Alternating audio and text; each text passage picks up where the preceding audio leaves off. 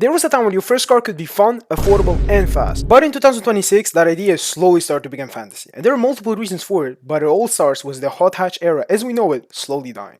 Hot hatches used to be the easiest way into sports cars. They were pretty cheap to buy, had good reliability, and easy to live with. And for the price you were paying, you were actually getting serious performance. These were nimble, lightweight cars that had anything from roughly 180 up to 300 horsepower, which is perfect for your first sports car. But what made this era special wasn't just performance, it was the variety of choices. In North America, you had Ford dominating, with the Fiesta ST and the more serious Focus ST, which had an MSRP of only 25k back in 2016. The Fiesta ST was the small, playful entry point, while the Focus ST is more of the perfect daily hatch that is still very capable when needed, but less extreme than the next one. And that one being the Focus RS, with its 350 horsepower all-wheel drive was a built-in drift mode. This was insane for the price. In Europe, the scene was even more competitive. You had Peugeot and Renault with their top models having 300 horsepower, straight up competing with the Focus RS. And then you had Volkswagen with the Golf GTI and the Golf R, who combined comfort and daily practicality with serious performance, especially the Golf R. And at the time, this felt like a segment that could only get better, but that's not what happened. Insurance went up and regulations made it harder to justify small performance engines, and slowly one by one we were losing legendary cars. The Focus RS gone in 2018, the Peugeot 208 GTI gone, and later the Renault Megane RS in 2023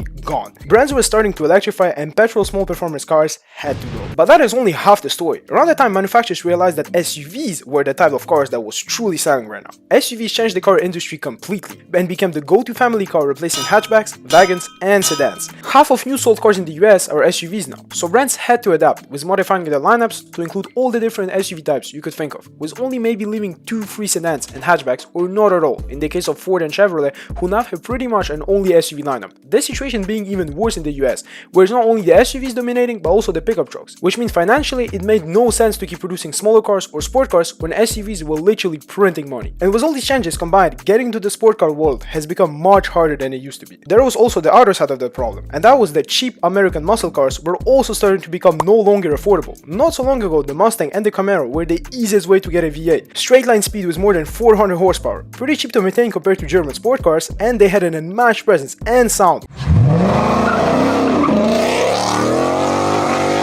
while being at the same price as your usual family sedan. Not as cheap as hot hatches, but still affordable, especially in the used market. And if you didn't want that, you could get the Mustang EcoBoost or the V6 Camaro. But for similar reasons as the hot hatches, the market shifting, and low sales, the Camaro was discontinued, which basically killed another entry-level option. But Europe and America weren't the only places changing. Japan and their legendary GDM era already started fading in the 2000s, and with no replacement coming, we already didn't have much in the past decade. There was still some affordable cars though, like the Civic Type R and the VRX XTI, which gave us strong, tunable, 300 horsepower cars that were still kinda affordable for enthusiasts. These cars had a massive cult following too, especially the VRX STI and its rival being the Evo, both rally-based sport cars which were often the first cars people are buying to get into tuning, but sadly only one survived until now. Japan once built affordable performance cars that were made to be modified, and that created the whole GDM culture. But now most of the big Japanese brands moved away from sports cars, which again is a big loss for enthusiasts. Now that doesn't mean entry performance cars are completely gone. We actually still have some, but what really changed is the price floor. The Miata and the GR86 are the lightweight, manual, still kinda affordable options. And as for the muscle cars, the Mustang is now the only real option, even though the V8 model is also no longer cheap, with only the EcoBoost being somewhat affordable. We also still have the Golf GTI and the Golf R, but again, all of these got more expensive, especially after the COVID era with the insane dealership markups and all the inflation. As for Japan, we have the Civic Type R being consistently the best front-wheel drive performance car, and the new GR Corolla, which is a rally-based hatchback with a tiny 1.6 liter 3-cylinder engine making a whopping 300 horsepower. So this side of Japan sport cars still exist, but these are close to 50k now, which barely makes them affordable as first cars anymore. So at the end, performance cars didn't completely disappear, but the easy way that used to lead to them no longer exists.